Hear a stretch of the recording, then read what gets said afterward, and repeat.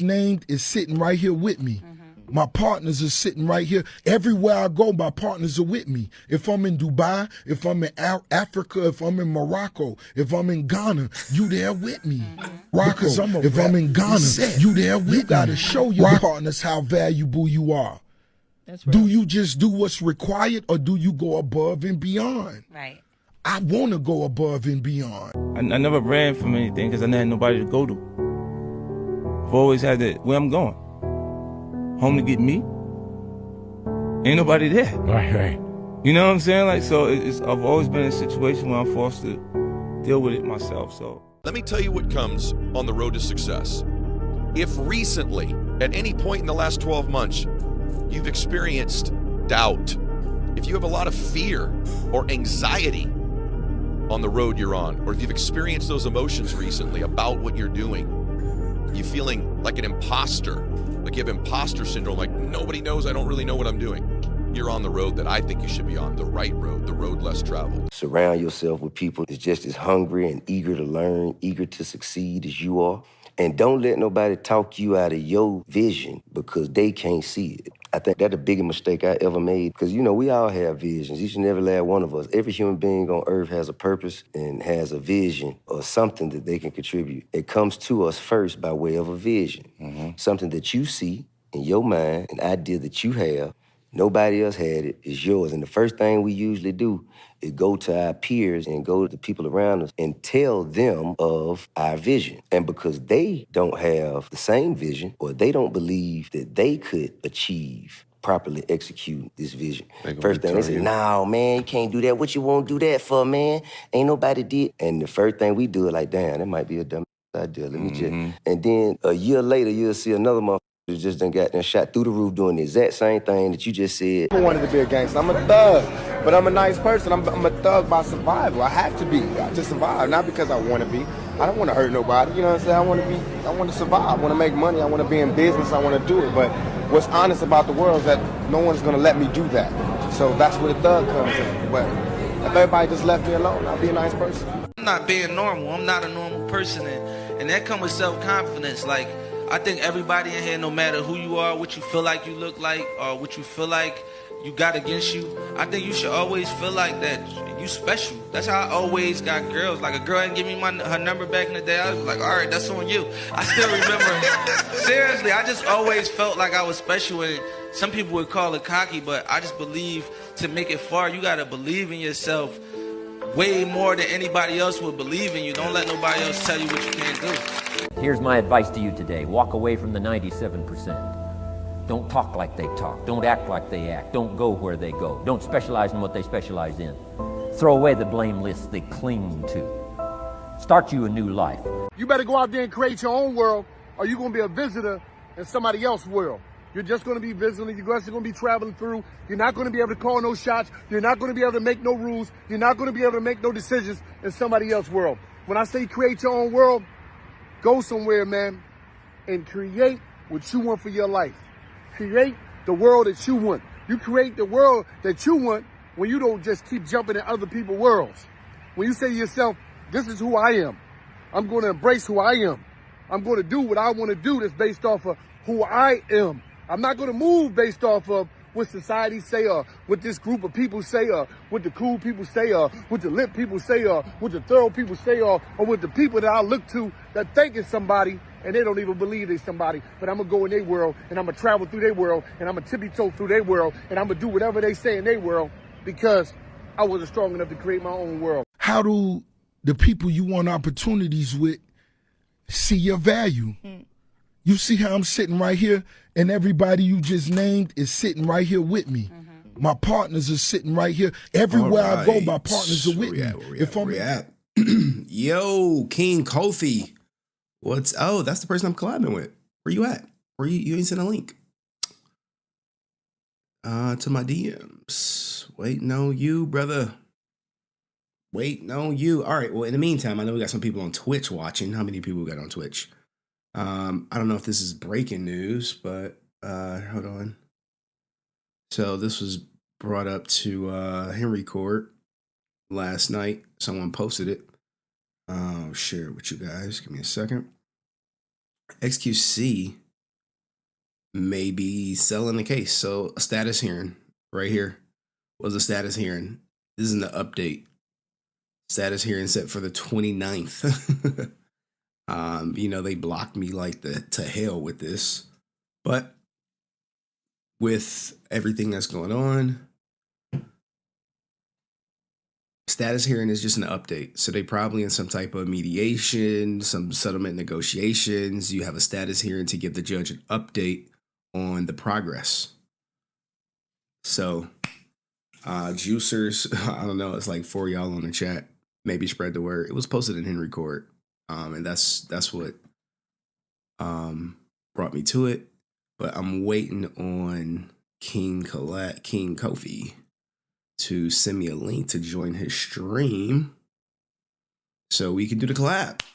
Top of the morning, though. Did everyone sleep well? Shit, Jack, did you even go to sleep? Nope. What else is going on in the news? Like, keep y'all entertained while I wait on the link from King Kofi. What is he do? What is he up to? What is he doing? He's like, yo, we gonna collab. I know it's early for him. Yes, I did. Got a good few hours. Damn, Jack, when do you sleep, man? You know who we need to interview? We need to interview Jack. We need to interview some of these people who be online. Like, Jack, when you be sleeping, man? He like, I don't sleep. You know how that go. So yeah, this is an early morning stream. I'm waiting on King Kofi to send me the link to collab. You like, who? I feel who the hell is King Kofi? Well, he's just a guy who hit me up and was like, hey, can we collab? And I just said, yeah. Typically on Saturday mornings, I do like the collabs. This is when I do like the collabs. But my man, I'm collabing with this guy. He throwing up. Oh, I'm just a subscriber. Okay, it's not King Kofi. Where is it? Let me message this fool. Where you at?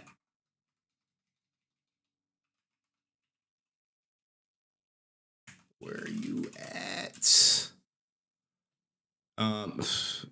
King Kofi, like, it's not me. All right, because the person I'm collabing with is like Master King Swag. Marriage causes divorce. Oh, you saw that Jeezy shit yesterday? Oh my God. And I had to jack the lead attorneys. I jacked his court docs. He down bad. He is down bad. Where is that? I mean, I think I got the TMZ article up. I'm waiting on the Master King Swag. Shout out to King Kofi though. King Kofi, you got a channel, bro? Let me see. King Kofi. Let me see if this fool got a channel. Nope, no channel. All right, let's salute to King Kofi though.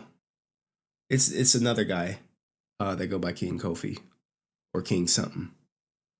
But here, guys, my channel was built on goddamn divorce. Built on it. And we're gonna have to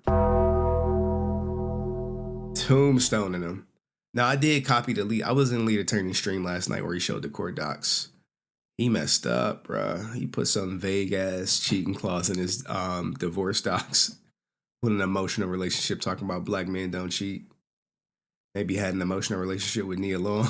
You know what I'm saying? Like, hey. All that good stuff. Oh my God, I'm gonna order Burger King breakfast. Yeah, so his prenup I don't think his prenup is voided, but he may have like something in the cheating clause where she get like a certain amount of money. I'm sure like Kevin Hart got one too, and who else got caught cheating? What's his name? Carmelo Anthony. Hey, marriage is a fucking investment for these women. They investing in you, hoping your ass hit the lottery, because when you do, or you are their lottery ticket for some strange reason. And this one, right? Y'all remember Kelly Clarkson? She got her ass cashed out in a divorce. He took her he raked her ass over the coals. Well, it turns out he may have overcharged her for his management services, because he's ordered to return millions of dollars, which is a win for her. She had to pay him millions, and she's paying him like $50,000 a month in child support. Like, God damn! Oh my God! Could you imagine? I mean, it's a woman paying a man $50,000 in child support. I got money. You don't really hear too many situations like that.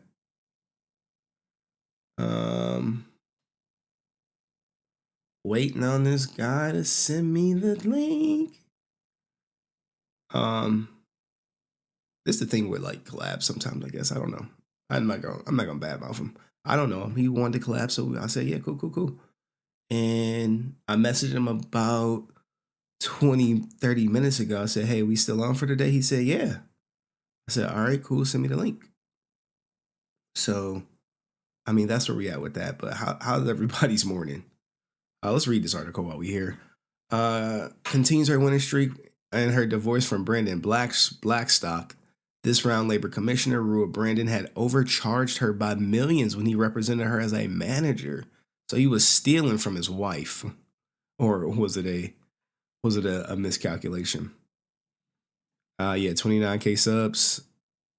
Believe it or not, about 15K came from a Tyrese short. 15K, one Tyrese short. Crazy. Oh yeah, Mayor, you was with me at 1K. You were from my day ones. You know, as we commiserate in our divorce misery, like shit. And marriage comes. I didn't tell you my wife filed to reopen my divorce. She was like, what'd she say? She was like, can't you get it through your thick skull that I'm broke? Dead, flat, stony broke. See? I've got $3.85 in my purse. She basically was like, give me $50,000 or I'm going to sue you to reopen a divorce. And when I was like, I had to think about it. And the reason is because the money we negotiated, the $128,000, which will probably balloon to like $200,000, maybe $300,000 by the time I get divorced.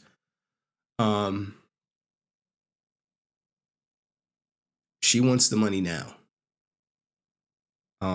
So, you know, we got to go through the legal system and see, one, if, you know, my deal, that settlement is valid and fair, which I think is more than fair considering she didn't put no money into my pension and she's taking a sizable chunk out, but she can't touch it until I retire. So the fact that, you know, that's where we at, she like, that's not fair. I wanted the money now. He lied to me, you know, stuff like that, man.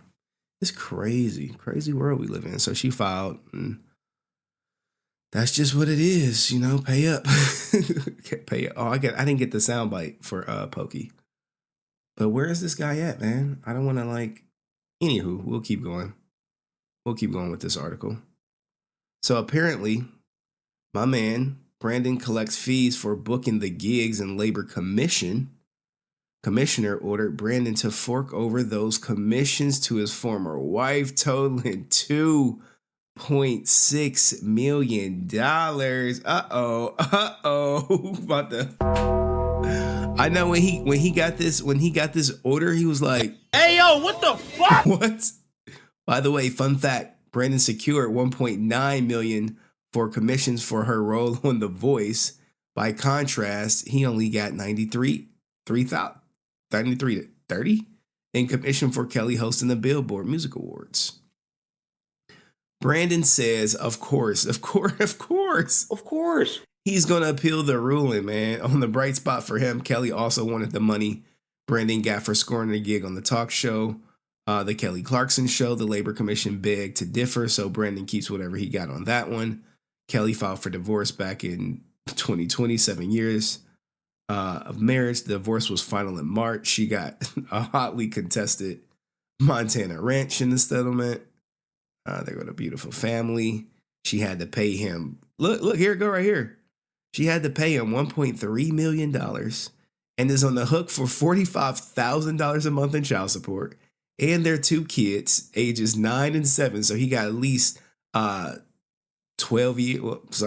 years collecting child support. And he gets $115,000 a month in spouse support, but that ends in 2024. Like these divorces, man, men be coming up. He was like, look. Gotta get my bag and run. He got that shit, but it looks like he's gonna have to pay something back. Kelly, rep by her attorney Ed McPherson, she got the family pets, multiple cars, including a Ford Bronco, a Ford 250, a Porsche Cayenne, and as well as a flight simulator. Like, you think she about to be a pilot? Nope. No, but she just didn't want this fool getting all the money. Damn, 2 kids. Look at, when the love is there, the love is there. But when it's gone, it's gone. I mean, I think this dude might be standing me up. We had 15 minutes in. 15 minutes in. 15 minutes in. I mean, speaking of divorces, if you just now getting here, XQC may be in settlement talks. Probably, this jury demand, this shit probably got denied. The judge was like, nope. He was like, Nope. no. You tried to put the fake grape on him. You know what I'm saying? Tried to put the fake grape. So, all that shit got tossed out. It's like, I don't know if they ordered mediation or anything like that, but she lost on the marriage. She lost on the marriage, which was the biggest claim. So now it's just the personal property, which is the cars and whatever else he put her on the title on. You think, she wasn't on the title of the house because I've seen that shit. She wasn't on the house in Canada either. So, where's my whatchamacallit? City girls are down. City girls down. Wee woo. Down bad. How do you know this guy wasn't trolling you? Because I checked this channel and he had collabs with other people. So I'm thinking like, okay, we good. But it's looking like something may have happened. Maybe he had technical difficulties. Yeah, 9 a.m. I said, hey, we could do it from 9 a.m. to 10. I'm in Eastern Standard Time. So we did all that. But if he trolling me, he trolling me. But he streams. He streams on Twitch. He has a YouTube channel. He talks Power Rangers. I don't know what happened to him. Let me check Instagram. There you go right here. I was like, all right, let me give Swag King a shot. It's very odd, right? I know. What's his channel? All right, let me do some workaround stuff real quick. All right. Give me a second. I gotta go to his link tree. Like, he seems legit. I don't know what happened. He's just standing me up. Like, nah, ninja. Maybe I ain't popping enough.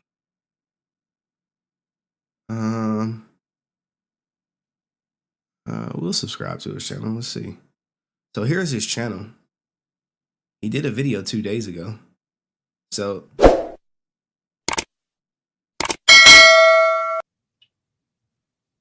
okay, so all right, you see? Legit channel, StreamYard.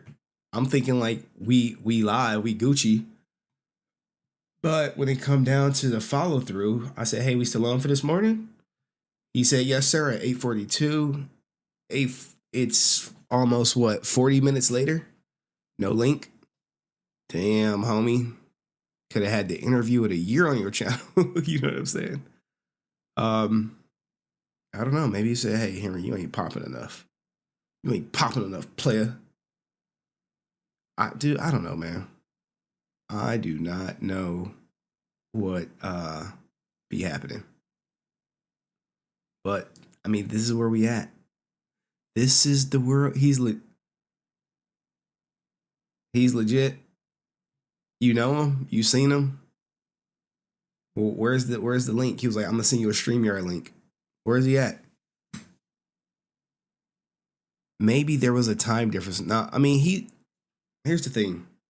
It's 6:20 where he's at. It's 6:20 where he's at.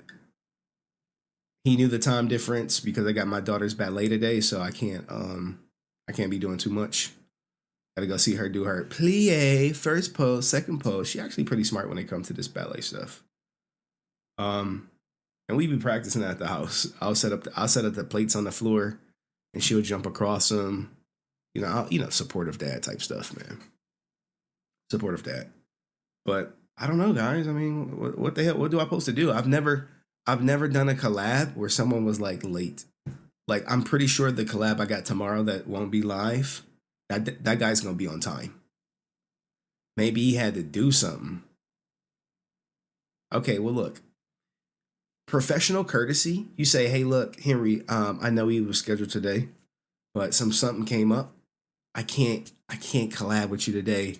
Let's try to reschedule. And you do that, before I go live. Not, we at 20 minutes late at this point. Now me, like if I was in like the real world, I'd be like, oh, it's over. Oh, we got some messages. He's sending me a message. It looks he's typing. He was. New message. He's coming. Like, bro. Like, Hey, yo, what the fuck? He's like, I'm coming. I'm like, bro. We scheduled for 9 a.m. Not 9:30. Not 9:20. Not 9:40. Like, oh my goodness. Oh man. I would never. If I schedule a collab with somebody, I'm there. Like when I collab with Chud, my internet went out for a quick second. You mean like a quick 40 minutes? I mean, he young. I mean, here's the thing, right? People like, why would I collab with a guy with 813 subs, who looks younger? Because why not? Because why not? Because maybe he'll blossom and he'll grow to be like 1 million subs, and he'll be like, you know what, Henry? When I didn't had nobody, you collab with me. You gave me an hour of your time, which is the most valuable thing because I could be editing a video. I can edit a video in an hour. And I got to start doing more shit for my clips channel. Because I need that clips. I need this channel to grow so I can flip my channel. What you mean flip my channel? Where basically all my videos on my main channel are gonna look like that Azzyland vs Sniper Wolf shit. Like the highly edited stuff. And then all my clips will be right here from the live stream. Because someone behind the scenes, a big YouTuber, is telling me stop doing this live stuff. Focus on making better content. So that's where we at. He's still not here. I mean, how long does it take to set up StreamYard? I mean, that's the... you give him the benefit of the doubt for now. I'm sure there's a good explanation. We're going to talk... I'm going to grill his ass on it. Like, yo, what the fuck was you doing? Wasting my time. My time this morning. All right, he sent the StreamYard link.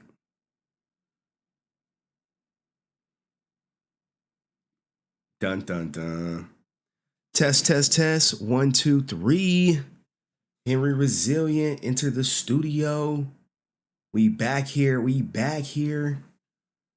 Like, this ain't my first rodeo. This ain't my first rodeo. And we here. Sorry about that, man. You're live, by the way, so watch what you say. Oh, give me 1 sec. I said I put the stream on Rumble really quickly. We on Rumble. This is my first stream on Rumble. Y'all excited? Y'all excited? Rumble, you can basically say anything you want. Okay, well, we on Twitch and YouTube, so let's try to Oh no, for sure. Yeah. I made sure to check what you had got going on. I was like, oh, this guy likes Power Rangers and all this other stuff. Okay, now it can work. I can talk about literally anything. The only thing I really can't talk about is like wrestling, and like Star Trek, and like UFC stuff generally. Can you talk XQC divorce stuff? That's pretty popular these days. Let's see. I know the Sniper Wolf thing. I know the Jason David Frank, Austin St. John thing. What else did you have on your channel? Jeez, man, let me look for 1 second. He ain't even familiar with me, y'all. He like, let's see. XQC divorce. No, I was following his gambling thing. And he went to freaking Vegas and him and Aiden Ross were like gambling a whole bunch of money. And I was like, oh my God, what the fuck? I got money. If I was that rich, I'm not gambling any money away. I'm keeping all that shit for myself. Right. Now, here's the thing to my audience. He can't hear the sound effects I play. So, are you going to cam up Master Swag King? Yeah. Right after I put the stream key in. His camera's coming, guys. His camera's coming. Just like my dad. Oh gosh. Hey, yo, what the fuck? Oh man. We want to see his face. Y'all gonna see his face. The face reveal is coming, guys. Have some patience. I'm sold. All right, Master Swag King. Thank you. Here we are, y'all. Master Swag King. How old are you, Master Swag King? I am 28. I'll be 29 in about 4 days. Oh, early birthday. Maybe I might be getting sucked off from my wife. You never know. Hey, yo, what the fuck? Maybe she get on her knees and, you know, strength things for a piece of change. No, I'm just kidding. Oh, Really like that? Are you married? Me? No, I got a body pillow. No, I'm just kidding. Yo, what the hell? Who am I collabing with, y'all? Oh, shit. I was gonna get a drink really quick. My man, look, he fresh out the bed. I'm fresh out. He tweaking. Oh man. Oh man. Okay. But you know what? Grown men thought it was great to talk about. A lot of dudes thought it was crazy to go and start complaining about $28 bags of cookies from Pokemon. What are you talking about? I got them. What the fuck? Oh, Yeah, I need to get them. And they're not $28. They're $32 with shipping. Okay, so be mindful of that. You know what's pretty funny is like to find out that she probably hates your fucking guts. If you're one of those fat slobs that donate to her and it's pretty much made her life, like to find out she probably thinks you're some sort of like fat, broke, disgusting loser. God, that must fucking suck. It might. Damn, It hate me. It might suck for some people, but this is. Let me turn off my fan. Henry in for a surprise, yo. Like, what do you mean? I'll end the stream if it's like too crazy. All right. Like, you hey, go to his channel. We about to end the broadcast on YouTube. I don't know how to be professional. What are you saying? Well, I don't know. People saying Taste the Rainbow, saying you a pretty raw dude out here. Oh no. Freaking hell. I mean, I ain't rainbow. I've ever tasted my wife's butthole. That's pretty much it. Oh yeah. But you're not married though, right? No. Body pillow treats me very good. My body pillow is not gonna, nag me or bitch at me. Ooh, based. You got a point there. Based. Going live. Oh. So go ahead. Yeah, what's going on? Oh, and we are back here once again. It's another episode of the Iron Man podcast, episode 224 with Mr. HenryResilient. What's up, man? How are you doing? I am doing well, man. How are you? I'm doing pretty good. I just woke up a little bit ago. My internet was out for a little bit, and I was like, why is it not on? So I basically went in there and just reset the whole thing. Took me like 5 minutes, and I was like, okay, we can get to what we were going to do because it's like a 10 something your time and it's like 6 something my time. And people probably be like, man, that's too early to wake up. And like, no, I like waking up early generally. Even on my days off because I don't like just sleeping in my whole day that I have off. Mm-hmm. You ever felt like when you had days off, like even if you slept like way too much of it, you kind of felt like you just wasted the entire thing? Some days, but right now I could use some sleep. In the last 4 days, I've probably gotten. I got about 8 hours, so about 16 hours of sleep in the last 4 days. Mm-hmm. So I could use some sleep. Let's start with your backstory, if you want to give that. My backstory, guys. If for the Master King Swag channel, I started my channel because I was going through a divorce, and I started covering divorce people's stories. Sure. Exposing women trying to take advantage of the family court system. And in doing so, I stumbled upon XQC's divorce.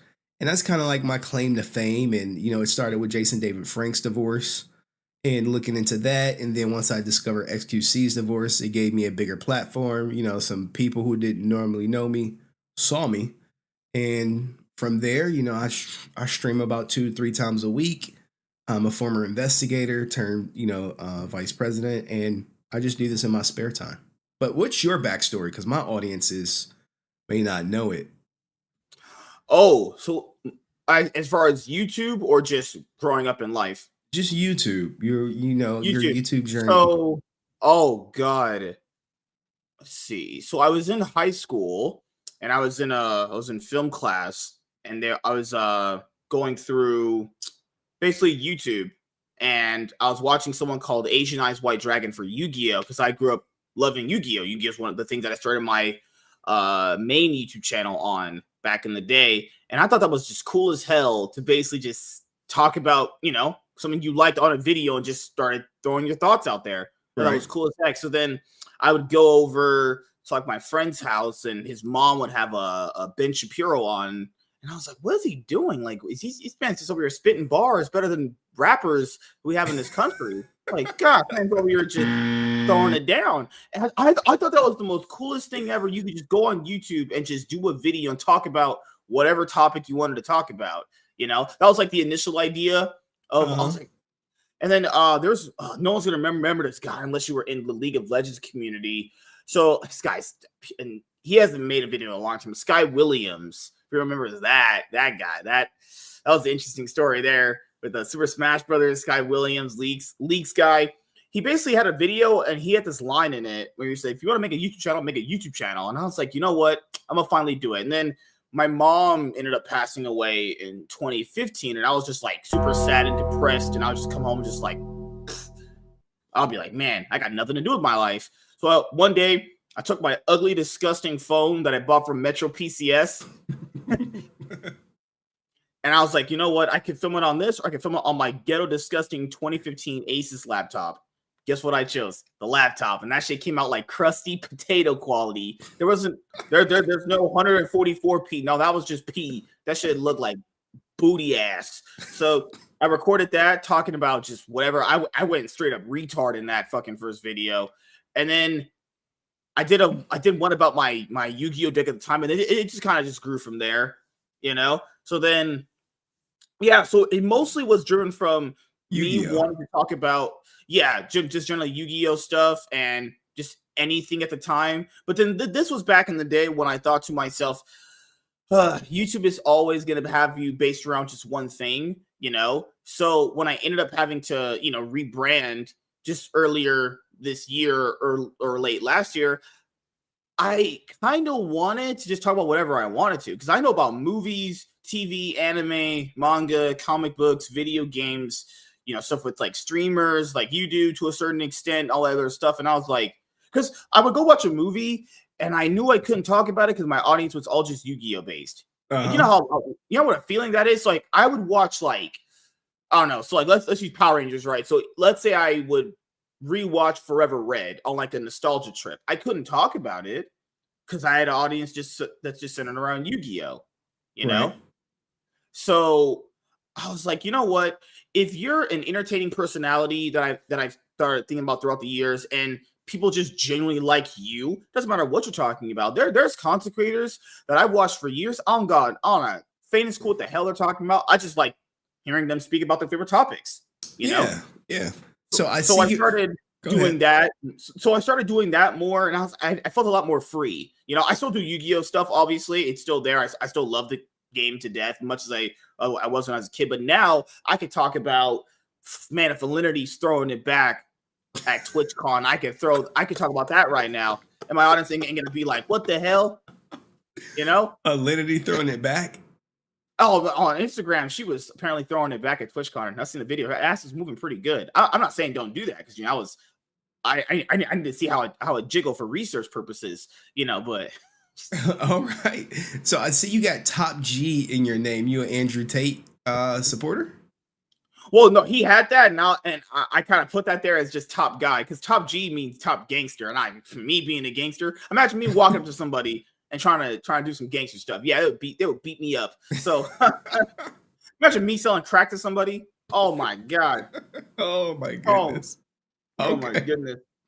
But I did like a few of his messages actually. Now, to be fair, I didn't know much about him before until it was last year when he got banned for stuff, right? I'm not absolving everything he does because we obviously don't know, but there's some stuff out there that he says, and I'm sitting there going like, no, this is good stuff people need to know about, like going to the gym, doing well for yourself, getting money, getting a nice girl, and then people would like, yeah, I mean, I wish, you know, and people are sitting here demonizing stuff like that. And it's like, no, you might not like him, but that's not a bad message to tell young boys to like, you know, get your money, go to the gym, Get do your well money for up, yourself. not your Like funny that's not bad advice for anyone, even if you have, you know, even for girls as well. I think girls should get a nice guy, get a nice job themselves if they, you know, choose to work actually. Well, now these fucking Instagram thoughts are like, yeah, I need a guy making like $300K a year. I'm like, okay. And she's like, oh, what can you offer?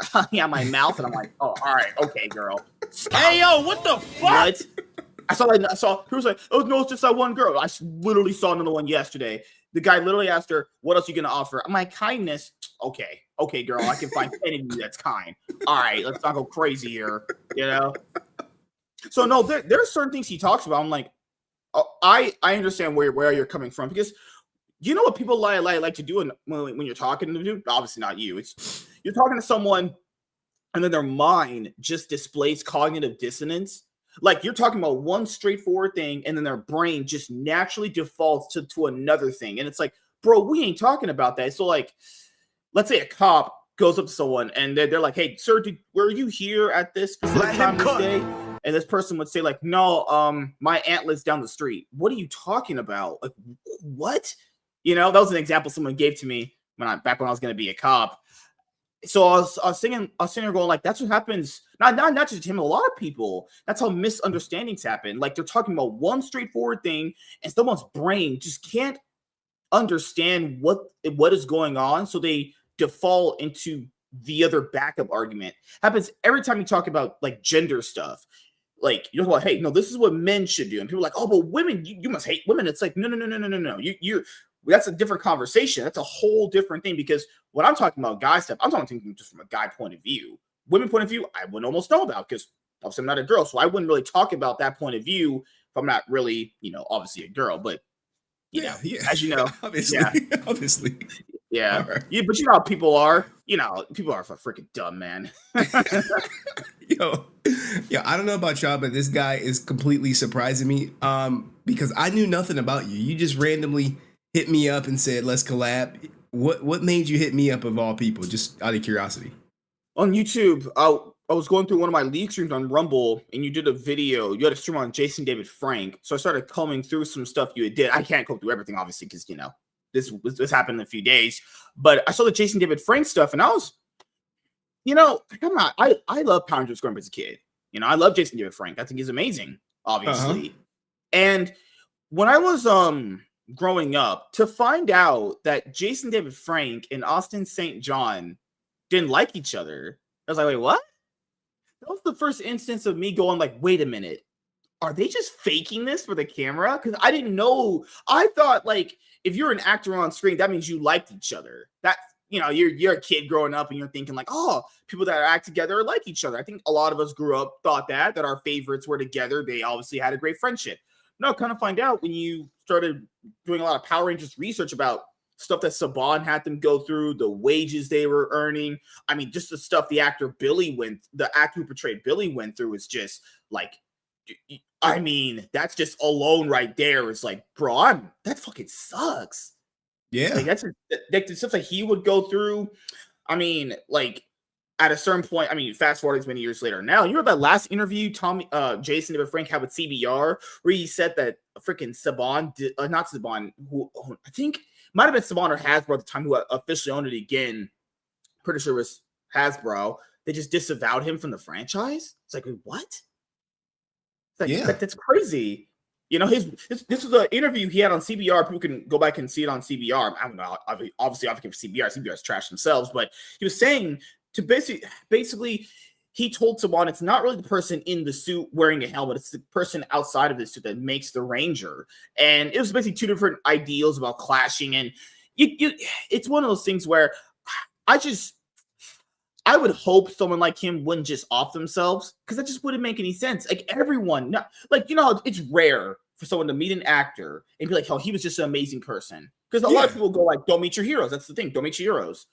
Everyone you hear about that's ever met Jason David Frank, and my brother met him too. My brother went to a con and met him. Okay, actually, he didn't tell me much about it because we don't really talk as much about our life experiences. It's just we just keep things to ourselves. He had a picture on his Facebook meeting him, and I was like, "That's freaking awesome."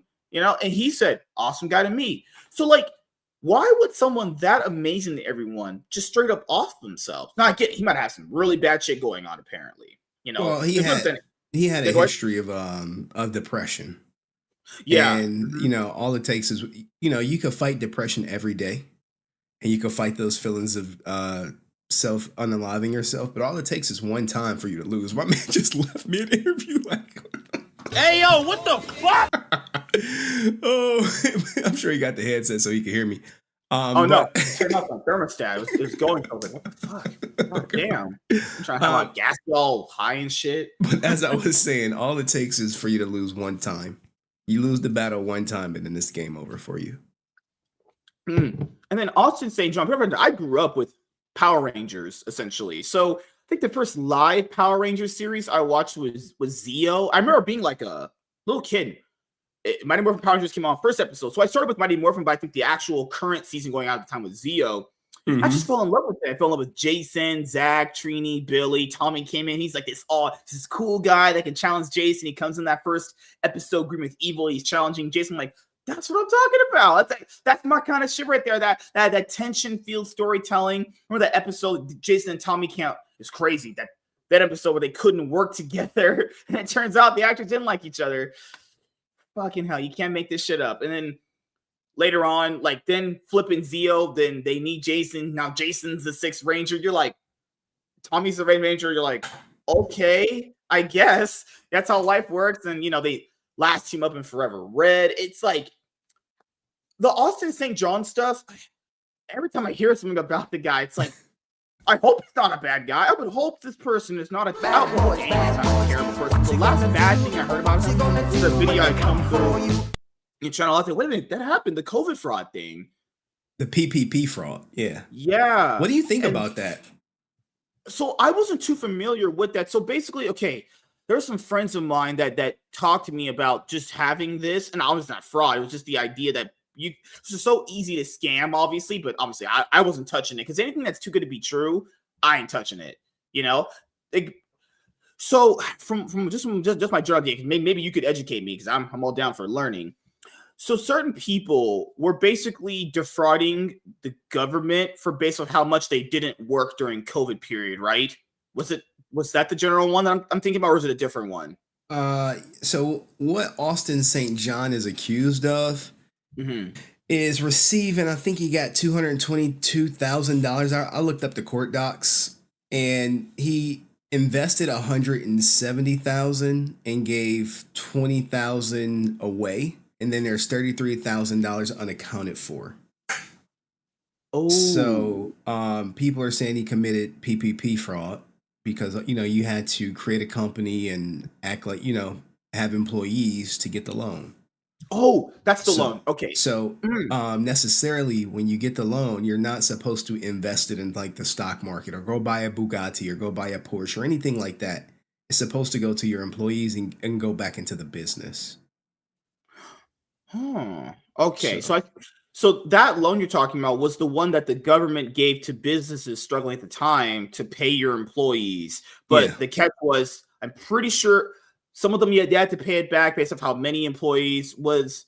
You gotta get my bag. They invested that much money, and $30,000 you said. So I remember that, and I remember at that same week he had to go to some con, I think in like Michigan or something, and he was like, "Yeah, I can still go." I was like, "Wait, hey man, you know this? Yeah, you have this big thing going on. Hey man," and they're like, "Nope." Well, he got to get that. He got to get his money up. You know what I'm saying?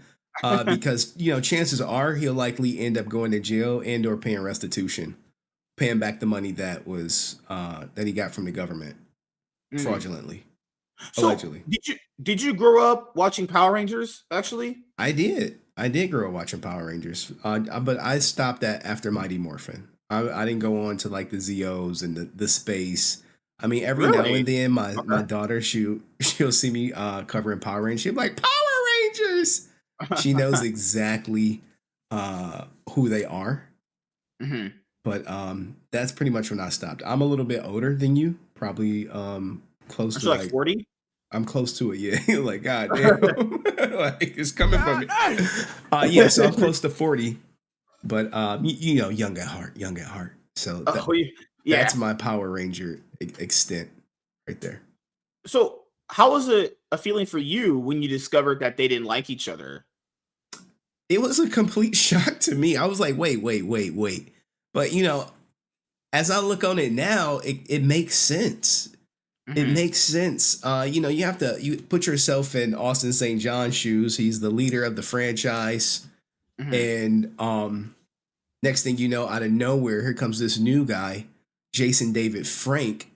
And now he's taken over in popularity. And then the show is starting to give him more roles. And next thing you know, the speaking roles is going to him. They say it's morphin' time. It's morphin' time. That could be a little jarring for you going to be the lead to a co-star. Mhm. And then, you know, Jason David Frank had a real, true martial artist past, where Austin St. John's is very sketchy. Yes, I think that was the original, like, as they say in history, that's what they originally started beefing on, was because he said that Austin St. John wasn't a real martial artist, and that's where it started from. Get your And money it's up, like, not wait, your money okay, up. like That's a truthful statement. that is that people say that's how dudes are when it comes to things. You ain't shit. What? That's how dudes are. That's what people gotta understand. That was like what people said originally was the big thing. It's like he was claiming Austin St. John was not a real martial artist. And then you got this new guy coming in. He's leading the team. He's taking all the girls. All the ratings are mostly geared towards because people like Tommy. Even in season 2, remember when it comes to White Ranger, Zordon makes him the leader of the Power Rangers. Now that was also due to the fact that Jason, Zach, and Trini they were going to end up leaving for the peace conference. But even though that was just the actors, obviously leaving. Oh, yeah. That was a funny scene. I literally was just watching it because all you see is silhouettes of the people. You don't even see like their faces. Yeah. They're like, oh, you're going to the peace conference. It was like basically y'all fired. Get the fuck out of here. And then you got the transfer of power, if you will, to the new Rangers. I was just dude, it was crazy. That transfer of power got negated when it came to like In Space and Forever Red. So there was an episode where Carlos, who was the Black Ranger at that time, went to Adam for some help. Then they're fighting like the corner drones. It was the idea of like the putties for Astronema. Adam starts morphing, and I'm like, wait a minute. Didn't you transfer? Wait, hold on. The powers are destroyed because back in Turbo, the original base that you remember, Divatox destroyed it. So yeah. wait, how can you morph if people understand their powers come from that power grid? Okay, no power grid equals no power. So this is when in my mind start going, okay, plot armor bullshit. Okay, that's plot armor bullshit. Then in Forever Red, Jason morphs the Red Ranger, and I'm like, wait a minute, you can't do that. You gave your powers to Rocky. Well, whatever, plot armor bullshit. Obviously Rocky couldn't be in Forever Red because scheduling conflicts. I don't think it was that. I think he just didn't want to be around someone in the cast. Okay, yeah. Whenever someone says scheduling conflicts, it's like, what does that really mean? It happened with Will Smith when they asked him to be a part of I don't know if you watched the Suicide Squad, the movies from DC. They asked him, can you be part of Suicide Squad 2 with James Gunn? He was like, nah, scheduling conflicts. What? I think he just didn't want to do it. He had like 2 movies come out with Gemini Man, Bad Boys 3. Gemini Man. Oh my God. Yeah, scheduling conflicts. No, it's because he was having sex with Margot Robbie and people found out about that, but allegedly. Wait. Will Smith was banging Margot Robbie? Yeah, allegedly he was having an affair with Margot Robbie on set when he found out that Jada Smith was cheating on him. What the Remember how Jada was cheating on him with his son's friend at the time that they were letting stay with them at their house? Really? I didn't hear about this Margot Robbie Will Smith tryst going on. Like, was that like a thing? Yeah, it's always been a rumor. He's never confirmed it. It's just something that's like, I can see it. That's a big win for him if it's I true. know. Yeah, because Jada Smith is It's a demon. Oh my god. She on demon time for real, for real. Did you see that video they did? That weird little podcast they did where she's basically saying, like, yeah, I cheated on you. What are you gonna do about it, bitch? Suck my dick. I'm like, first of all, why would anybody ever go live doing that? Imagine having a wife and she's like, yeah, I'm gonna go and tell the internet that you're a fucking bitch and you're a cuck, and there's nothing you can do about it. It's like, hello? She's just telling this man, hey, yeah, I cheated on you. Our relationship is basically trash. You ain't shit. Tupac's better. Like, bro. She was cooking. Like, she was just had that meme of him doing. They had that meme of him doing that face, that depressed face, and then Carlton's married the white woman with all the kids and is happy as fuck. You can't make this shit up, man. Yeah. Oh my god. Good hot take, man. Hot take. So, how do you feel about interracial relationships? You for them? You against them? No, I'm for them. Okay, I feel like if you're a true love, if any girl wants to date you and they're white, Mexican, Puerto Rican, Latin American, no, I'd say go for it. Yeah, that brother's starving. I never got this thing about dating in your race because I grew up in a family where, I would say they would like you to date your own race, but just for me, I really don't find black women all that attractive. I'm not attracted to black women. I'm just not sexually attracted to them. Like they don't get me working. I don't hate black women. There's certain black women I find very attractive though. I mean, there's one. Oh my god, I had in my town. So this girl's gorgeous. Heck, she giving me all the chocolate vibes. I was getting into my chocolate man state, but like for the most part, I never understood why people did that, other than like religious reasons, maybe, or some shit, or just who you grew up with. But I always thought to myself, why would I limit myself only dating one race of women? Like you just limit yourself dating one race of women. Like that's just terrible. Well, there's a whole bunch of cereal out there in the world, man. Why am I just eating one? Why can't I experience all the cereal? Yeah, I can't taste the whole entire rainbow, like you said earlier. Yeah. Hey, love is love. I'm for whoever people love, they love. I don't care about interracial relationships at all. I don't know why that became a big thing. I was like, people really care about that? I was like, because people themselves like that, obviously not you. Like, that's kind of weirdly very into like racist territory. Like when people would use that argument back in the day, it's like, wait, what's the problem with me dating like a Mexican? They were like, oh yeah, words. Like, what the fuck? Like, why can't I get some tacos, quesadillas? Like, god damn. Yeah. Okay. All right. So, are you currently single at the time, or what's your relationship status? Oh god, man. Women are hard, man. I can't talk to girls anymore. I did have a girlfriend at some point a few years back, my first girlfriend, and it just couldn't work out because she doesn't like the same things I do. So it's really hard to talk to her on certain things, and she's kind of like an airhead. I just hung out with her yesterday, my ex. We were in this diner, and she was telling me some stuff, and I was like, her brain, that shit is empty. There ain't nothing, blood pumping in that thing. And I'm like, she was like saying certain things, and I was like, okay, this is how you do them. And she was like, but what if I do it? But can you do it for me? And I'm like, oh, okay. What did she want you to do? Stuff for her YouTube channel. She just started doing YouTube. So she was trying to take the lazy way out. And I was like, no. You got to do things by yourself because I'm not going to be there every day to help you. You need to understand these things for yourself. I'm not saying I can't help you, but you got to learn how to do things yourself. I would like her to be self-sufficient. I like all my friends to be like self-sufficient, doing their own thing, and I was trying to tell her these certain things about YouTube. It's like, if you want results on YouTube, you need to put out some decent stuff. The landscape has changed a little bit now at this point where people don't really give you that leeway of, oh, you're just starting new, so you can just put out a whole bunch of nonsense. It's like, no, like people understand from a basis concept of like, okay, you're new. It's going to be hard for you to understand the ropes of YouTube. That's fine.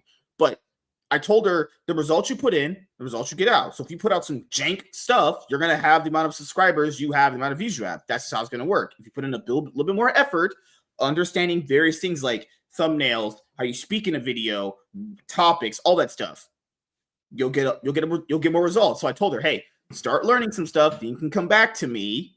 Then we'll talk, Okay. So how long ago was that relationship? So how long have you been single? Just out of curiosity. Well, that was just my first girlfriend. So we started dating back in 2019. Oh, so this was okay. So this was about I broke up with her on Christmas. on Good Christmas, Lord. huh? What a Christmas gift for her, huh? Yeah. I it was at a point where, man, I just couldn't. How'd you do it? How'd you break up with her? Did you I call did it at her? house. You I went did to it her at house? Did it right in front of her face. When Did we you were watching smash it. before you broke up? Like, Oh no. Oh no, I wish. I wish I tore that up, so you never smashed her?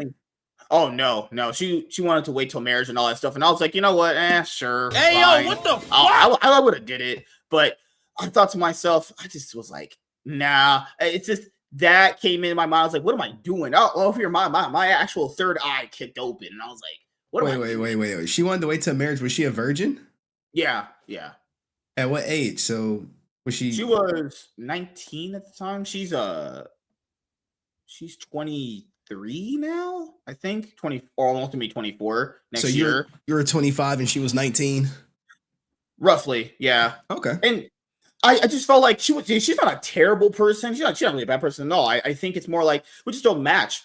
Our personalities are fine. It's more like when you talk to her, it's like, what do you like? Oh, I like this. And it's like, huh. And even the shows that she likes are much different. Like she likes Cobra Kai.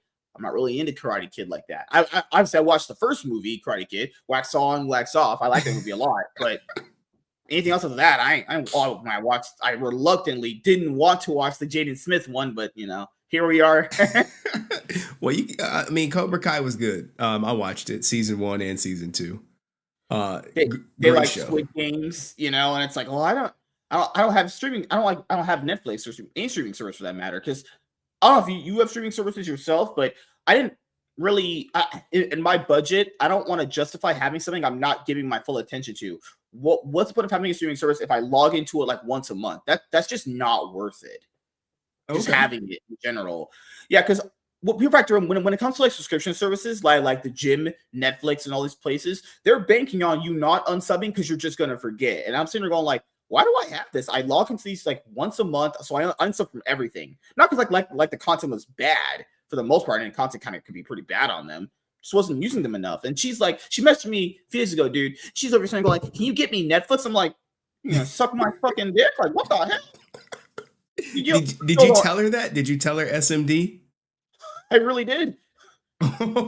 she put hee ha ha. I'm like, she likes to give me Netflix, and I'm like, and after that, I told her, you don't act right. You don't even, we don't really talk to each other outside of like, okay, if she needs some help, and I'll go and help her. Like outside of that, she doesn't really talk to me. So she asked you for Netflix.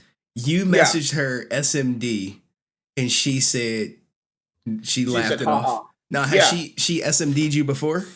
Oh no. So how long were you with this woman? So for about a year and a half. Wait. So you almost 2 years, I would say. So you were with this woman for almost 2 years. Yeah. She never SMD'd you.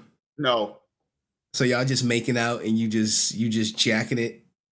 Oh well, she was groping on my 9-inch. She. Hey yo, what the fuck? I'm like, well, thank you. That is thank you. She was just an odd girl, I would say. An odd girl. One of the girls. This is one of the girls of all time, I would say. Okay, and to be clear, you're not a virgin, right? Oh, me? Sex? I had sex with 100 women, as you know. Okay. All right. I'm just trying to get a feel for. So if you had sex prior, why would you go into a relationship and wait 2 years for nothing? No, just different experience. Okay. All right. Hey, to each his own. Semen retention. How is that? Do you partake in that or? I think people could do much better with their time. Obviously, not having sex too, but I get it. Human instincts overall. Also, I'm just joking. I've had sex with any girl, honestly. Wait. You haven't or you had? No, haven't. I was just joking the other way. Me having sex with 100 women. Look at me. You think I'm having sex with women? I'll go outside and touch grass. What the hell? Wait. So are you? Don't have to go outside just for work. So honestly. Are you a virgin? Me myself, yes. Okay. 28. Are you saving it for marriage? No, I don't care. Honestly, I'm not really like a truly sexual driven person. I kind of just more like having fun and entertainment, and I get my enjoyment out of the things that I like, obviously, X videos is fire, Bella Danger stretching that shit out wide, but but if it happens, I always told myself if it happens, it happens. I really couldn't care less at this point, but for her, I was like, you know what? Nah, it's just like my brain couldn't do it. Yeah, of course I could just like slide in, pound a few times, slide out, what the pull my fuck? whole load on her chest, So leave. how do you have this vocabulary considering you never had sex with a woman? So I'm probably mentally insane. So how do you approach women? Oh, back a few years back, I worked on doing it. It would work very well. And then now at this point, it's very bad. So I don't really, this is my biggest problem for my entire life has been how do you land a good enough lasting impression on women to make them call you back and make them interested in you? Because it's a hard thing for people to understand. Because for someone like you probably don't, because you're probably attractive guy. You probably got all the women actually. Like growing up. I'm just joking, but I don't know if you had this either. Which is some guys just had it. Like they're just good looking. They can attract girls with their personality, and girls just come to them. Some guys just have that. Some guys just have the natural thing where girls just come to them. I didn't have that. I was just fucking nerd. I was drawing like pictures in the back of the class. I was a pretty big nerd guy, right? So I didn't have that. So I had to kind of, obviously when I got older, go to the gym and, get a job and all that stuff. And that made me a bit more confident in trying to attract women, but I still never could land a long lasting impression on women. So that's been always my biggest problem. People look at me and now I got the house and I got all this stuff. Like, no, I'm not perfect, but it's just there's little things I can still improve on. That's been my biggest problem. Just not with girls in general, just guys too. It's like, how do you make that impression where that person wants to be a part of what you're doing? It's really hard. Like it's for girls, it's like some guys can talk to a girl and they're just all over him. I just can't. I don't have that. I don't got that. I would love if I had that. It'd be amazing if I had that, but I don't know how to do that. Like you talk to a girl one time, maybe let's say you meet a girl at Walmart, talk to her, you're having a good time with her. She even gives you your number. You impressed her, but she's not reciprocating back. And she'll be like, oh, I'm busy and all that stuff. It's like, no, that she's not because she's doing it for someone else. She's giving her attention that you want to someone else. And it's like, how do you get her to do that? It's not that I'm entitled to it, but I'm like, I would like to know the psychology of like, how do you get that? How do you get that girl's mind to be only on you to give you that type of attention back? That's what I always like to know. Maybe you could educate me on that. So when was the last time you had any female interaction? Yesterday. I don't know if you're joking or are you serious? Oh no! Yesterday I talked to her mom. I'm talking like some physical female interaction, like touching girls. Oh, a hug, a kiss, anything like that. How many years? Man, God, I hugged my friend's mom. Does that count? I told you, man. If it ain't work, I ain't going outside. Or if it's the gym, I ain't going outside. And you've kind of written off women. I wouldn't say it's hard to meet women in my town. It's just more like I hate having a bad approach with someone because I feel like when it comes to a bad approach, that screws. Like first impressions matter a whole lot. I feel like unless I can work on my approach to get the utmost best approach, then it's not really worth it at the moment right now because then you're sitting there going like, why am I wasting my time doing this if I know the result's going to be the same? Okay, so you're not on any dating apps? I did try them. I did. I think dating apps are garbage. Okay, so there's one. I think underrated. I think Facebook dating can get you some matches that are like pretty like consistent. Facebook dating, I would say, is the most underrated one. No one talks about. But I've had Tinder's trash. Tinder's just nothing but a bunch of OnlyFans thoughts and girls that have like I don't know if you've been on them ever, man. It's just now it's like. They'll have their Instagram on there. You'll hit them up on Instagram. You'll follow them, hit them up, no answer. Like, oh God, F this. Dating apps are complete garbage. Like just for the most part, ass water juice. Okay. All right. So do you think you're going to lose your virginity anytime soon? I don't know. Is my dad coming back in my life? Oh my God. Okay. Okay. So you have no dating prospects lined up, just to be clear, right? Oh no, I ain't got no girls hitting me up. A girl hitting me up, well, that's a good day. That means I know I want that. Okay. Girl, okay. So, do I got any girls in here? No, that's just my boss texting me. oh, okay, all right. So, what do you do for a living outside of YouTube? I work out of my town. I got paid yesterday, so I just paid my bills. So first of the month, yeah, I thought I was gonna have more money than I did. I did make a good amount. It was just more like Do you have about $300 Oh, yeah, way more than that. Yeah. to just blow? Yeah. If I wanted to, yeah. So, for probably about $300, you could probably eliminate your virgin status. Okay. You ever thought about that option? Are we talking like a PS word, right?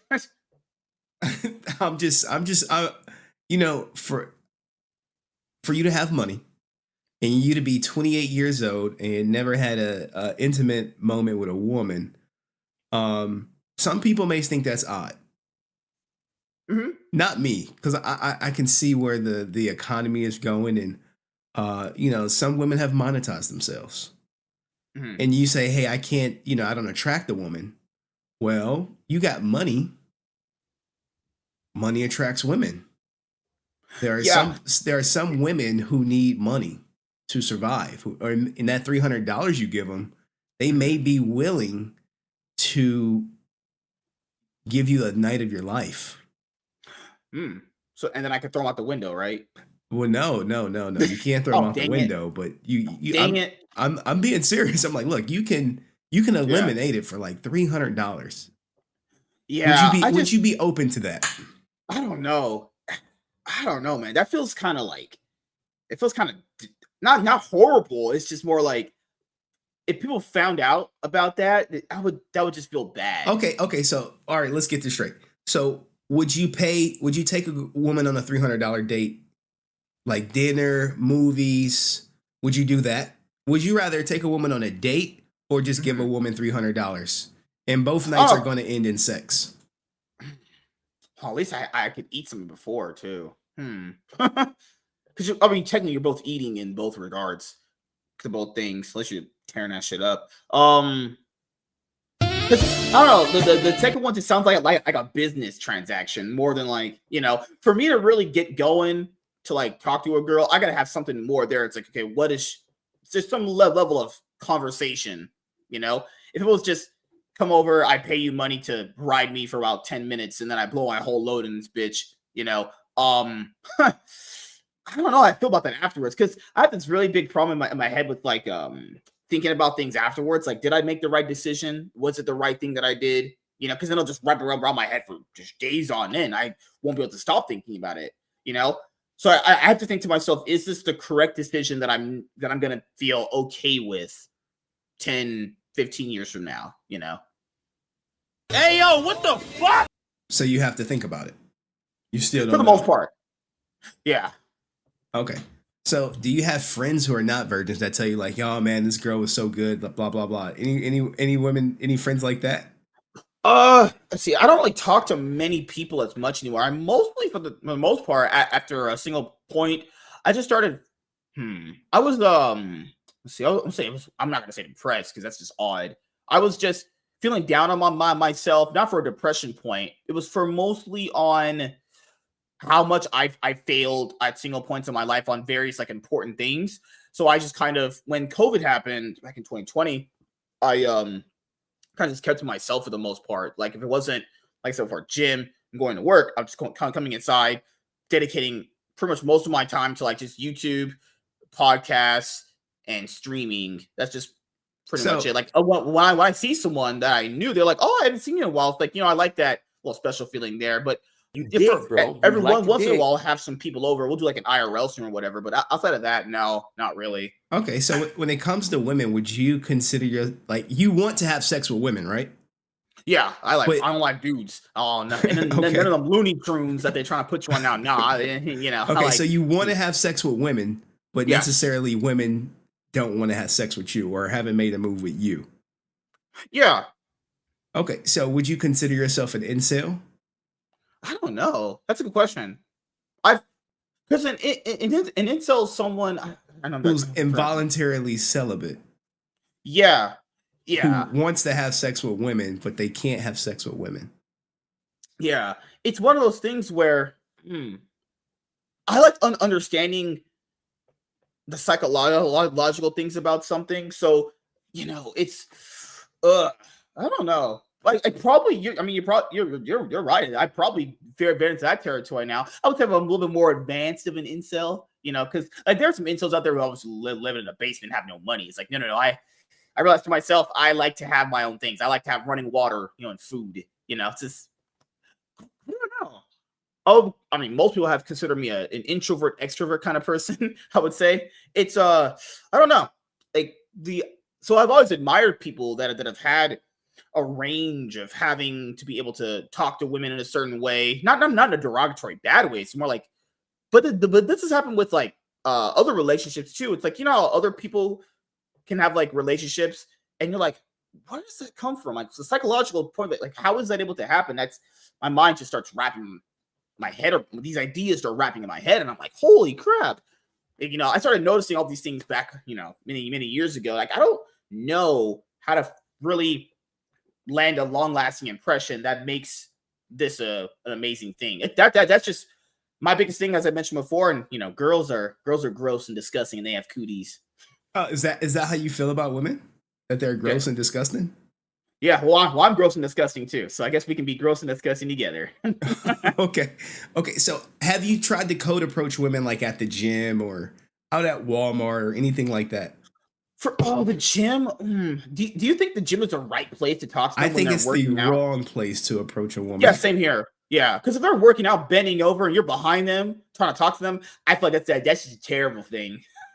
I feel like I can only do it better. Like it's guys will do that in the gym. I'll be like, why is the dude standing behind a girl who's clearly bending over, a whole stuff getting revealed there, trying to talk to them like, okay, that's not. I think timing is a great thing too. Timing and place matters. Okay, so have you reached out to like dating coaches, or is just women just not a focus for you? Second one, more or less. The first one, no, I've not reached out to a dating coach at all. Okay, so women just not important to you at this time. I would say no. I'd rather just focus on building up more money for myself and getting the things that I really enjoy. That's the problem too. I told people this not just to you, everyone else too. Whenever I get something, I'm always on to the next thing. I'm more like in the journey of getting stuff rather than having the actual physical things. I told myself a long time ago, I wanted this nice computer, this nice PC. That way I could do stuff like this, and I got it. And I was like, you know what? Yeah, that's cool. Next thing. Now I want the next thing. I'm always kind of trying to get on to the next thing. Like there's certain books I want. There's certain hoodies that I want. I collect esports jerseys too because I like esports a lot too. There's certain esports jerseys I want for myself now too. I like to write things down that I want for myself, and I kind of like work towards getting them. There's a certain book that I want to buy. I'll just go and get it. And I'm like, okay. The journey on getting stuff is always, the thing that I like the most, honestly. Okay, the journey. All right. So, how do you feel about the term incel? Is that like something that triggers you, or you're fine? No. I don't get triggered by it. I'm a person where like the only way someone really would trigger me is if like they were talking about like my actual personal life. I'd be like, oh, okay, now you're stepping into territory that you don't even step into. But other than that, no, I don't. Dude, I'm at a point in my life I don't get mad at anything, honestly. All right, wow, this has been a interesting turn of events. Has anyone ever like tried to tease you because you haven't had sex and you're like approaching 30? Probably, but I just go to that person. I'm like, don't you live at home with your mom? And then they go like, oh. And you live on your own, right? Yeah, I've lived on my own since about spring of 2017. And you in an apartment or you own a house? This is apartments. I live in California. Okay, so you have your own apartment. You have any roommates? No roommates. I like own being apartment. Alone. Yeah, this is my third one. I just moved into this bigger one that I wanted to move into.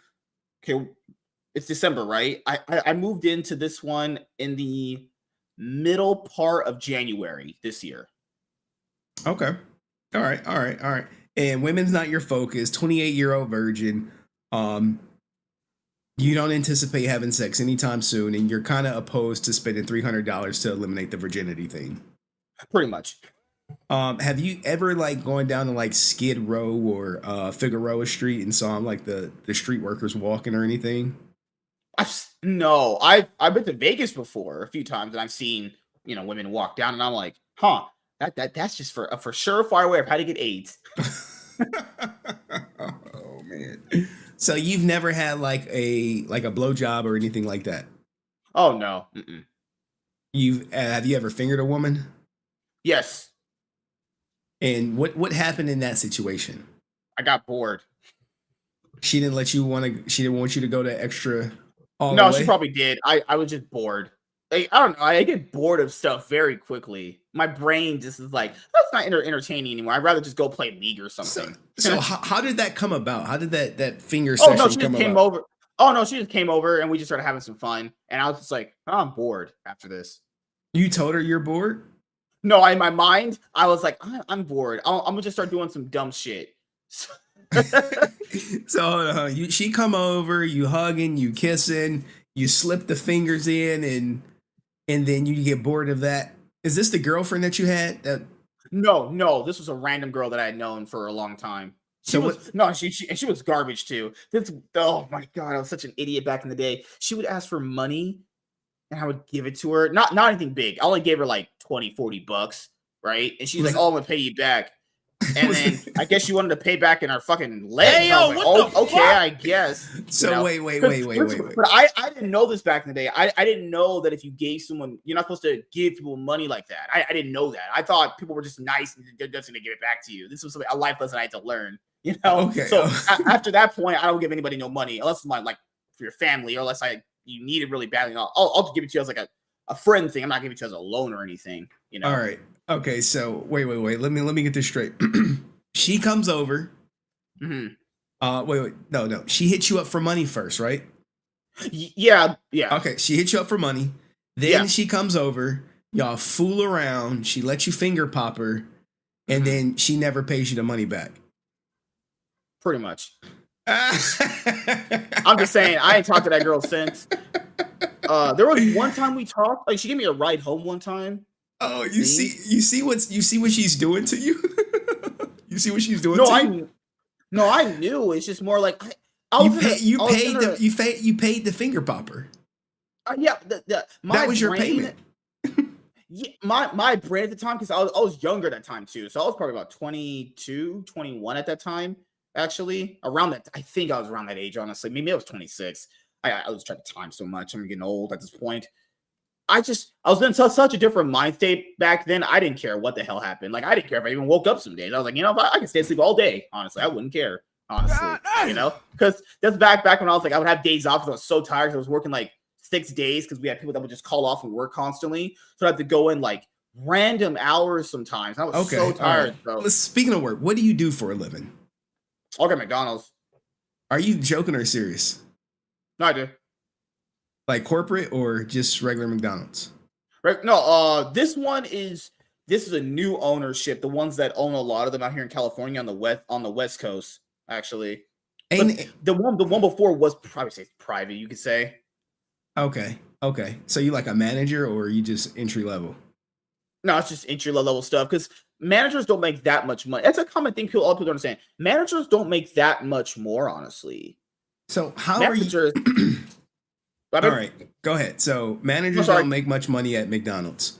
They don't make that much more than what entry level people do. So you would get promoted. A lot of people go, "Oh, that's cool. You're a manager." Yeah, but you're not really making that much more. And like I've asked all of them. It's like, do you make more than what I would do? And they're like, no, it's probably like a good $200-$300, maybe more. And some of them don't even get vacations.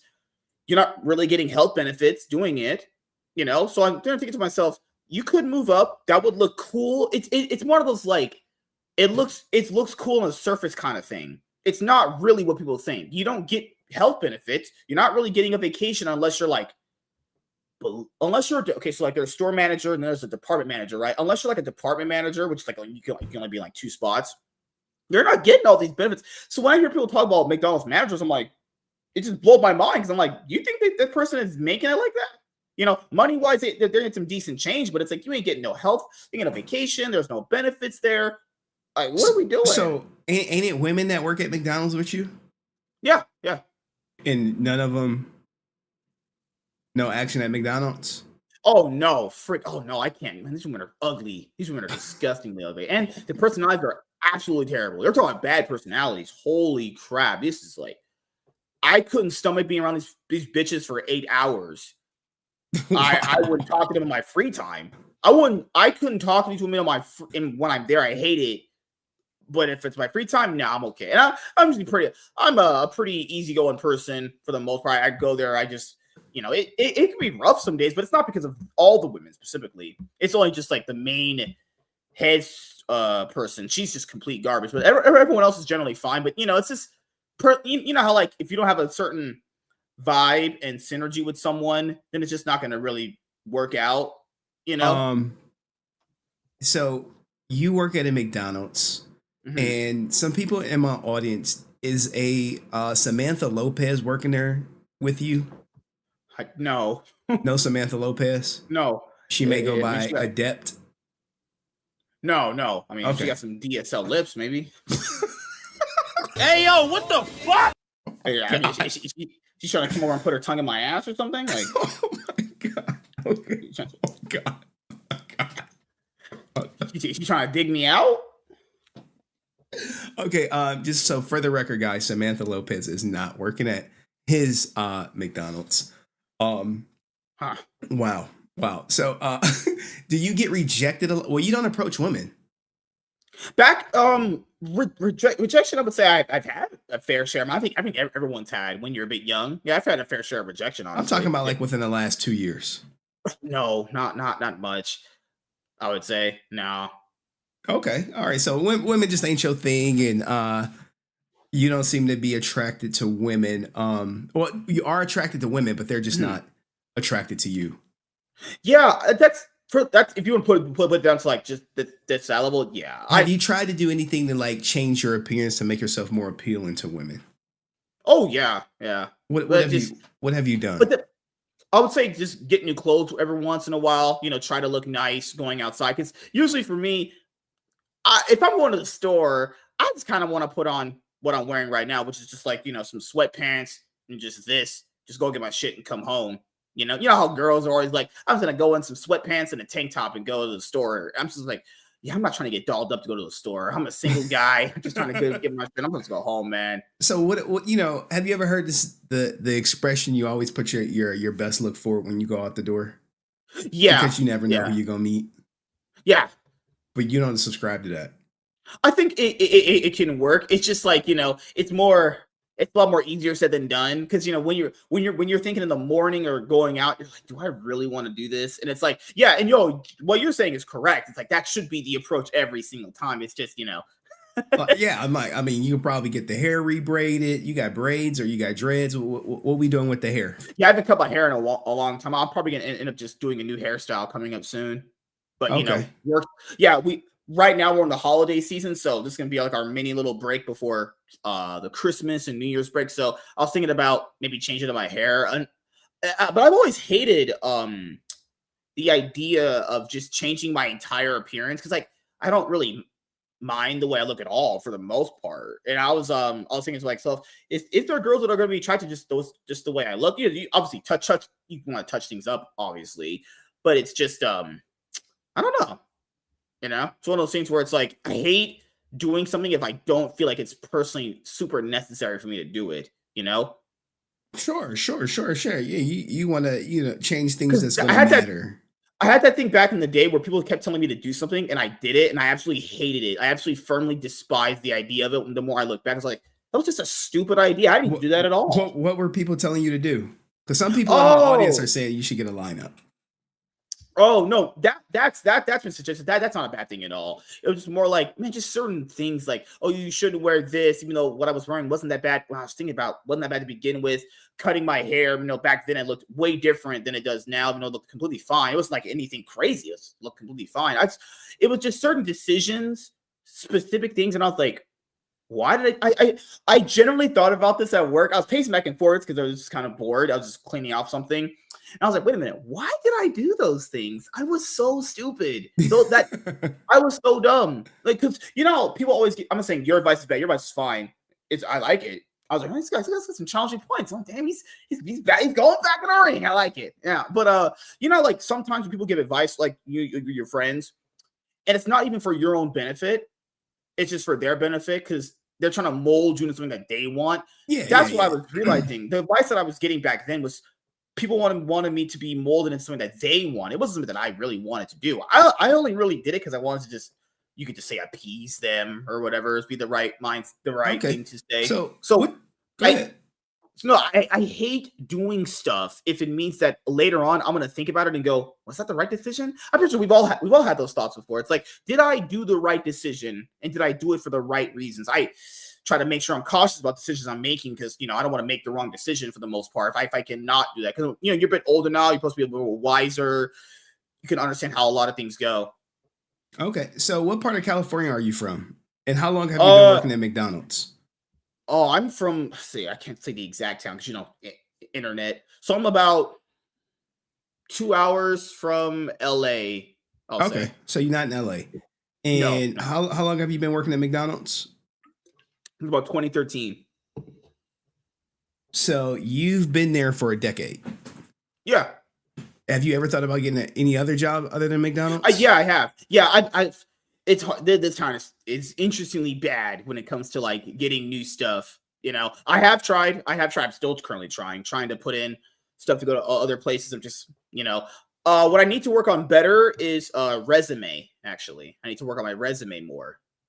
I'm trying to have someone help me with that recently. But no, I've tried to go to the places. It's just been.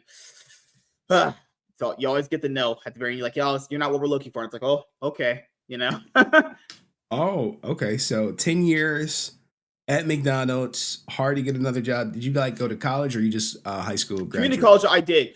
I just think school is boring as fuck. Okay. I think school is just. I'm not a school person, honestly. I didn't, because even when you look back at school, like you I don't know if you went to public school or private school yourself. Public school. When you now that you think about it, when you think about school, it's like, did you really learn anything outside of like bare minimum basics? Outside of like bare minimum basics, what did most people really learn in public school? Just to basically do fuck all, Okay. Like, what did we really? So I went to community college and I was like, I just hate this. I sat there in a class one day. I was like, I absolutely fucking hate this. Like, this is trash. Get me out. So I finished the semester. I passed everything, but I was like, no, I'm done with this. So 10 years at McDonald's, you never had any aspirations to be like manager or anything like that? To like not move really, up in the because ranks? I knew the insides of it, and I was like, this is just not worth it. Like, you're gonna do all this extra stuff for maybe couple more dollars at most and a couple of extra $100, and it's like, yeah, that could seem nice to some people, but it's like, it's not. It's one of those, in theory, it sounds really cool, but in reality and practicality, when it comes to certain things, it's just not a good thing. That's just from my point of view. Other people might see it as, other people kind of want, it's that America corporate thing of like, oh, I want to look like I'm a big shot. I want to have that badge of honor, but it's like, does that mean anything? Does that really do anything? You're going to look like that, but it's like, I know the inside of that position, and it's like, that's not all that it's cracked up to be, Okay. All right. Wow. So, wow. This is like, imagine moving up and being a manager and not getting no health benefits. Couldn't be me. No. If I'm moving up in any place, I need some actual benefits. So that's how I look at it. What do you do for health benefits now? Oh no, I've met my IHP expired, so I had the forms in there. I got to fill them out, and I got to send them in before a certain amount of time. Because after like taxes, you got to send your medical stuff in, so that way you can have insurance, so that way you can process for the end of the year. So okay. I didn't get IHP. I see a McDonald's bag in your background by your bed. Have you eat McDonald's a lot considering you've been working there? No. I bought that yesterday. That was my lunch I had yesterday when I came home early. So I just ate that.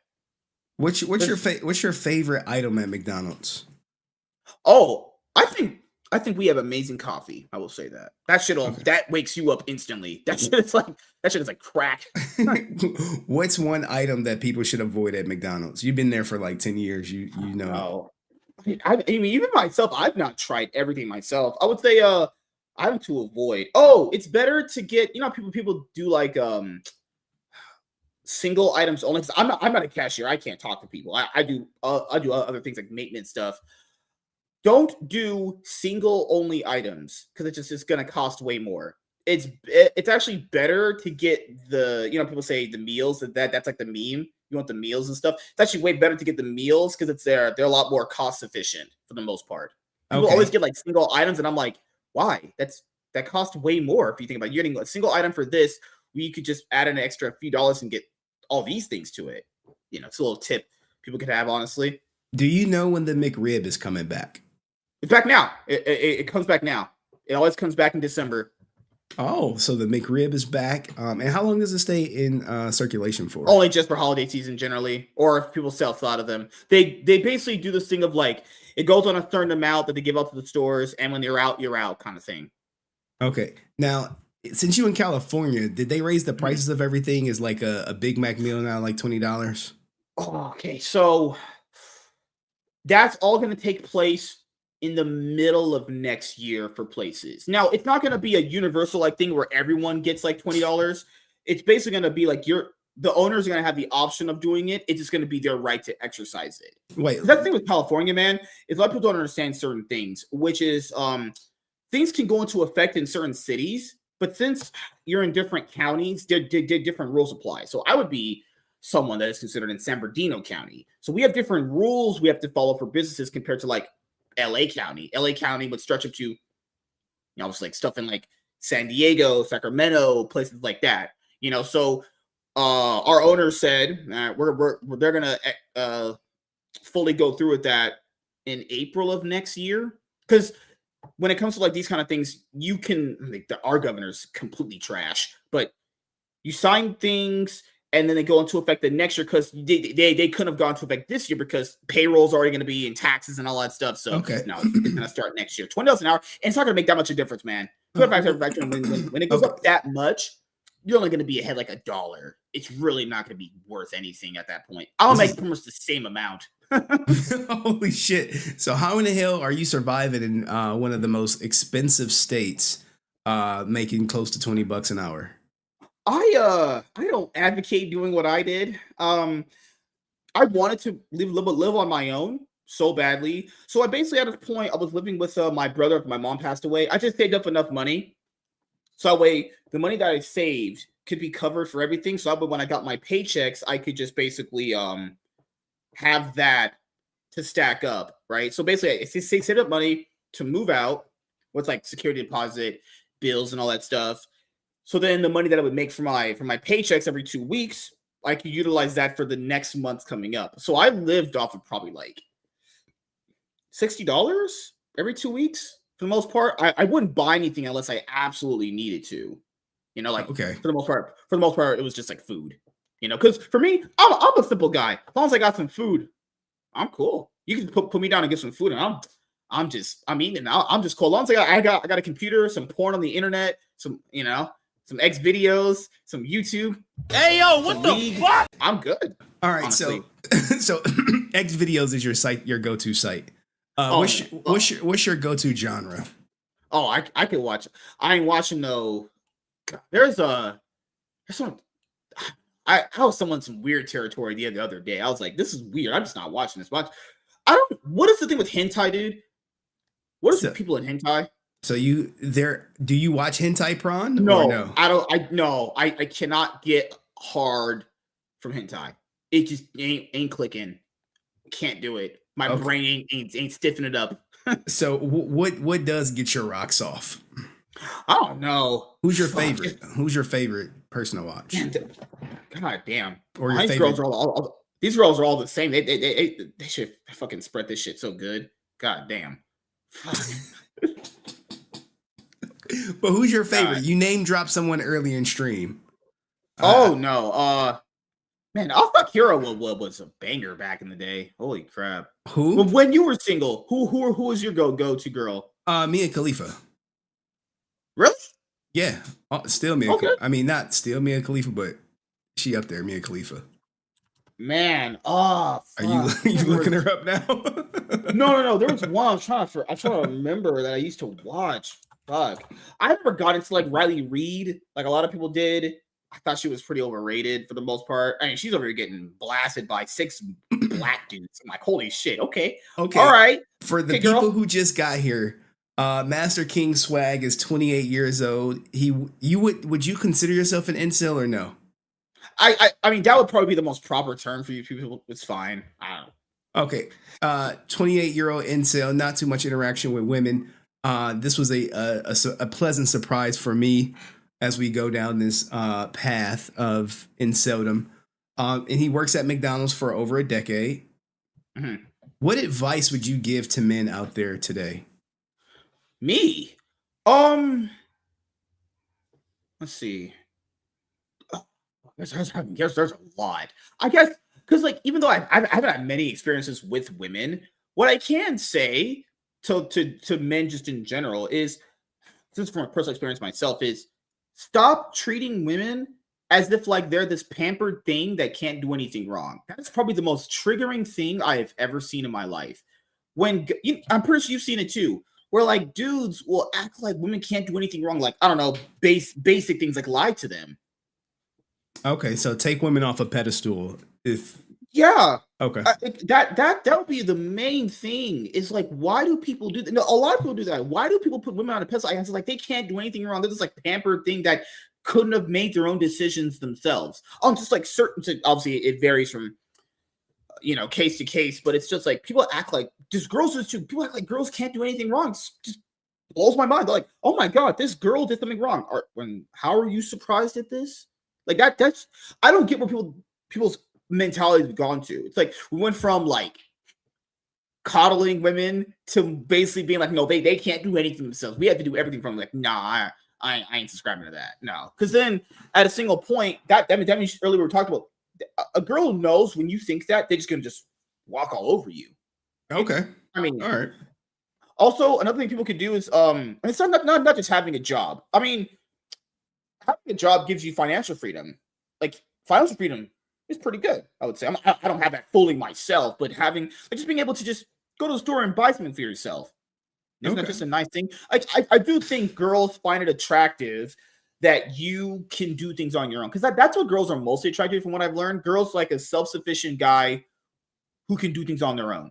Because girls, like outside of looks, girls are mostly interested like, does this guy have a car? Does this guy live on his own? Does this guy have a job? Does this guy do things for himself? Is he not some bum? That's what girls are mostly. Now, this is interesting considering you have all this advice for guys, but you've never had any female interaction. But look, a few times, yeah. If I would have known this was going to go this route, I would have scheduled more time. For you. But I do got to go to my daughter's ballet. Any last words you want to give to the audience?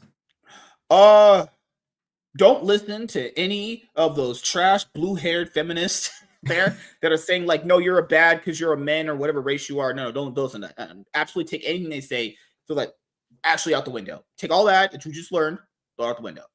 So be the best person you can be, and obviously do what's best for you, but don't just feel like you're a bad person just from like your race or who you are as a person. No, just do what you feel like is best, and that it's going to be the most beneficial to you in years to come. All right. Thank you, Master King Swag. I appreciate this. When you lose your virginity, you need to let me know. We need another interview. We may do some follow-up interviews. Because then I'll throw out the window. All right. All right. Master King Swag. Salute to you, my man. Thank you for having me. See you guys later. All right. Have a great night, everybody. Peace out, everybody. Deuces. Peace. Goodbye. Wow. Oh my goodness. What the fuck was that? Oh my goodness. Yo, shout out to him though. He just kept it straight fucking real for the whole interview. Oh my, look, I gotta clip it. I gotta clip that shit, man. It was not even supposed to be like that. It was supposed to be him interviewing me. I had no idea I'd be talking to a 28-year-old virgin which we hoping he loses that V card sooner than later. But you know, he sounds like he's on his purpose. He needs some help. We got to help him out. But what did the people who were here, to Jack, who was here for the whole goddamn interview, and shout out to Eric. What does he say? If you always do what you always did, you always get what you always got. And that's 100% true. 100% true. And Eric, no, man. Eric been in the trenches. He been grinding. But what did you guys think of that interview? Like, look, man, that interview was easily 5 stars. Easily 5 stars. Oh my, I did not expect that to happen. I didn't expect him to say all that. I didn't expect him to go that deep. And if you guys didn't notice, I just took over the interview. I just took it over. He like the first part he was talking his stuff, but then once I realized I was talking to an incel, I was like, I just was like, we in this bitch. Let's go. But no, cool dude, man. I wish him the best. But I gotta clip this. Like, I wasn't even recording. Like, this shit is wild. Anywho, what do you guys think? Any final thoughts? I do gotta leave in like 2 minutes to go see my daughter do something. Plie, first post, back, you know, all that good stuff. But I do need to clip this ASAP. Anything from the chat? Anything chat want to say? Anything? Any comments? Like, I did think when he was like, "Hey, what prime you into?" He was like, he didn't have shit to say. I was like, bro, I thought you'd be watching Prawn. You'd be on X videos. I mean, you know, we didn't get too far into what we really wanted to. But I stand up my opinion. SpongeBob. Oh shit, Sarah, what up, girl? Oh man, Sarah sent me a great Cassie like conspiracy theory stuff, man. It was actually pretty good. Sarah, what up, girl? Look, I think he was capping, Sarah. I think, you know, he did all that, you know, I'm gonna have sex with her and I'm gonna throw her out the window shit. I don't think he's doing any of that. I think he's just, you know, talking points that he may have saw other people say or emulate. But that shit was fire. I was just like, my mind was blown. I was just like what? He's playing up to the cam. He came in hot. He did come in hot, Jack. I was like, damn, man. I know I'm demonetized. That stream is definitely demonetized from all the shit he said, but he's literally your average guy. And TJ, you're right. He is your average guy now. The average guy will be 30 and will be a virgin because he can't afford the women his age. He can't afford the women in high school. He can't afford the women in college. The stream is in debt. Is Red Bunny Classic still here? He had me ask that question about Samantha Lopez. Hey, yo, what the fuck? He super chatted. He was like, hey, does Samantha Lopez work? I asked it. You know, if you super chat, I'm going to ask it. But anyway, guys, that was a great interview. Thank you for all the people who are here with me in the beginning. Thanks for the people. Go on LSF is a post I made, or someone made, not me, about XQC's update with the divorce. I can show it to you right there, or let's see, right here. Let me get the TJ Lawrence out of here. Where it says he has the rule of the status hearing. So they're in some type of settlement negotiations, man. And people think that a settlement is bad. She's on the title, man. That's the fucked up part. He put her on the title. If he never put her on the title, he never has much to worry about. She doesn't have a leg to stand on. But because she's on the title, it is what it is. And shout out to MSK Content Entertainment. Being black is and having a BBC is awesome. This is the guy this is the guy I interview, I'm pretty sure. And it probably is awesome, but you don't get to use it. You don't get to use it. You gotta get it out there. But anyway, guys, salute to you guys and thank you, MSK, for the content. I appreciate it. And with that out the way, guys, for the weekend, Get your money up, not your funny up. and y'all be safe. I gotta end the stream. I'll be back in chop this shit up at some point. Salute to the resilient.